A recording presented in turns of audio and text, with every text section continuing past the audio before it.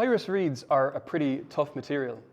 In ancient Egypt, they weren't just used to make writing surfaces, but also used in rope making, and even boats were made of papyrus reeds.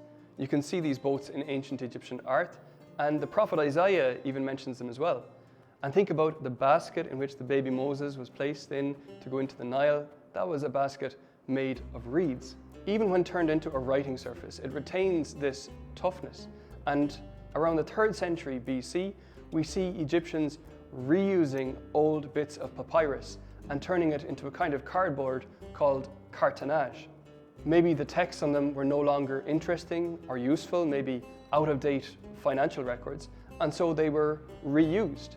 They were applied in wet layers to, you've guessed it, mummies, making a kind of a cardboard coffin shaped to the contours of the body. But papyrus was also recycled in a more mundane way, to make stiff, sturdy covers for codices, for gatherings of leaves of papyrus. And that's exactly what we're looking at here, a hardback book cover from the 4th century. What's really fascinating though, is that this practice of using papyrus as book covering was used in early Christian Ireland as well. And we only know this thanks to a discovery that was made in 2006. In that year, a farmer was cutting peat in his bog in Faddenmore, County Tipperary. And he spotted something there that wasn't a piece of turf.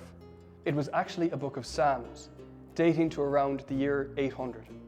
The Psalms were written on parchment, and it was wrapped in a leather covering, beautifully preserved by the juices of the bog.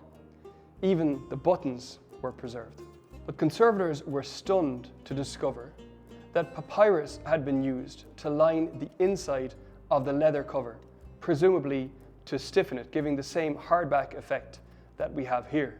It was an incredible discovery, and it showed just how strong the connections were between Ireland and the Mediterranean world in the early Christian period, because papyrus was certainly not growing in County Tipperary. It was not only the Christian faith then that united Ireland and Egypt at the time, but also book design.